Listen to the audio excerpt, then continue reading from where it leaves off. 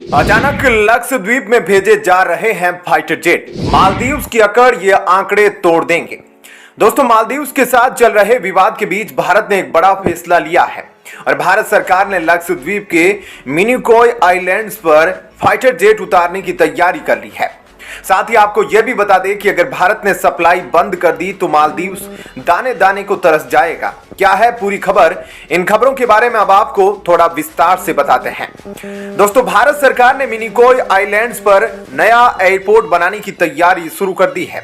यहां से fighter jets, aircraft और कमर्शियल विमानों का संचालन भी किया जाएगा, जिस वजह से यहां ड्यूअल पर्पज एयरफील्ड होगी। इसका मतलब यहां फाइटर जेट्स का संचालन तो होगा ही, इसके अलावा यहां पर आम विमान भी आ जा सकेंगे।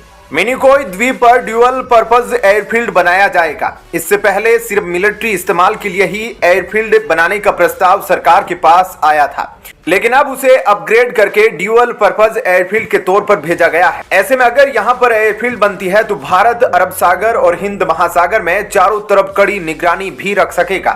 साथ ही भारत के इस कदम से समुद्री लुटेरों की कार्रवाई पर भी विराम लग सकेगा। नौसेना और वायुसेना के लिए हिंद महासागर और अरब सागर में ऑपरेशन करना ज्यादा आसान हो जाएगा। इसके साथ ही चीन की बढ़ती गतिविधियों पर रोक लगाने का भी मौका मिलेगा। मिनिकॉय आइलैंड पर एयरफील्ड बनाने का सबसे पहले रास्ता भारतीय तटरक्षक बल ने दिया था और अब इसमें एयरपोर्ट और एयरफील्ड का संचालन भारतीय वायुसेना करेगी। फिलहाल लक्षद्वीप के आसपास सिर्फ एक ही एयरफील्ड है, लेकिन यहां हर तरह के विमान नहीं उतर सकते हैं। लेकिन अब इस एयरपोर्ट को बनाने का जो प्रस्ताव है वह पक्का है। बता दें कि प्रधानमंत्री मोदी के लक्षद्वीप यात्रा के बाद ही यह पूरा द्वीप चर्चा में आया है। वहीं लक्षद्वीप के एक आइलैंड पर भारतीय नौसेना का INS द्वीप रक्षक नौसैनिक बेस है। यहां पर भारतीय नौसेना पहले से मजबूत है, लेकिन अब यहां तैयारी हो रही है वायुसेना की मौजूदगी और ताकत बढ़ाने की। INS द्वीप रक्षक दक्षिणी नौसैनिक कमांड का हिस्सा है और यहां यह 2012 से संचालित हो रहा है। नौसेना यहां 1980 के दशक से संचालन कर रही है और यहां पर उसकी स्थायी फैसिलिटी मौजूद है।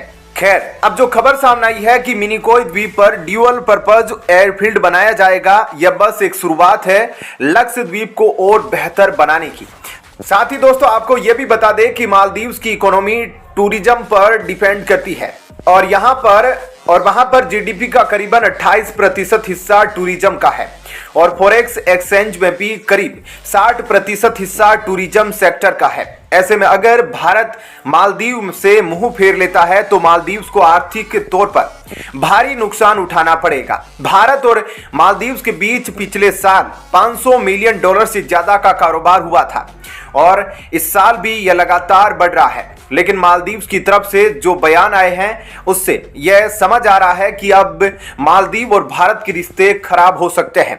भारत और मालदीव्स के बीच 3 दशक पहले ट्रेड एग्रीमेंट हुआ था और इस एग्रीमेंट के तहत मालदीव भारत से उन सामानों का आयात करता है जो दूसरे देशों को निर्यात नहीं होते।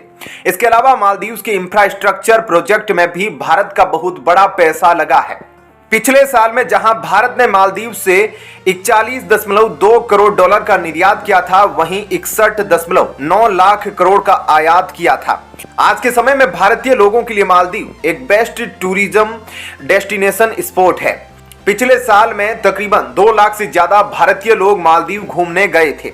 अब ऐसे में जो ये भारत की आलोचना कर रहे हैं और प्रधानमंत्री मोदी को लेकर बयानबाजी कर रहे हैं, ऐसे में उन्हें यह समझना होगा कि अगर भारतीय वहां जाना बंद कर दे तो मालदीव के लिए आर्थिक संकट काफी बड़ा हो जाएगा और यह मालदीव के लिए काफी घबराने वाली बात है, क्योंकि मालदीव कई चीजों को लेकर भारत पर निर्भर है। ऐसे में भारत का मालदीव से नाराज होना मालदीव के लिए अच्छा नहीं होगा।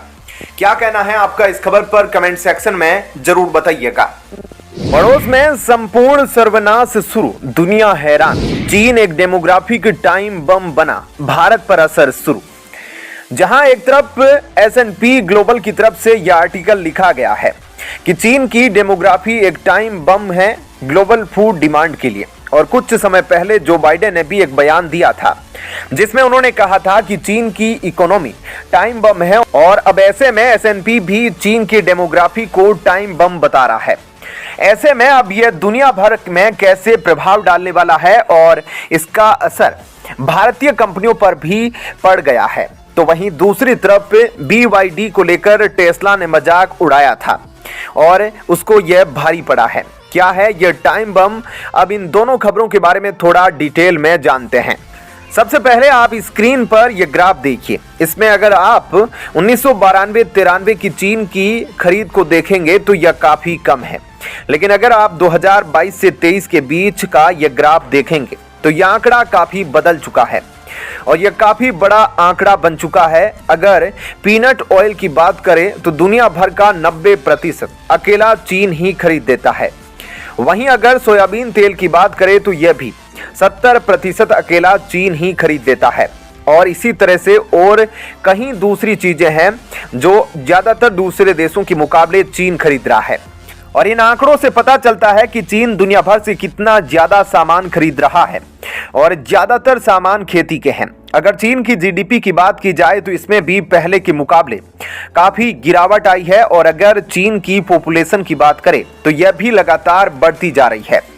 लेकिन समस्या यह है कि अगर आप चीन के बर्थ रेट का ग्राफ देखें तो चीन जो वन चाइल्ड पॉलिसी का नियम लाया वो चीन की सबसे बड़ी बेवकूफ़ी थी, जिसके बाद चीन का बर्थ रेट काफी कम हो गया है और वहां बच्चों की संख्या बहुत कम, जिसका नतीजा यह है कि चीन अब बच्चों के इस्तेमाल का सामान काफी कम मंगा रहा है, जबकि बूढ़े लोगों के अस्पतालों में जाने की संख्या वहां ज्यादा है, जिसकी वजह से आने वाले समय में चीन की पॉपुलेशन में गिरावट आएगी।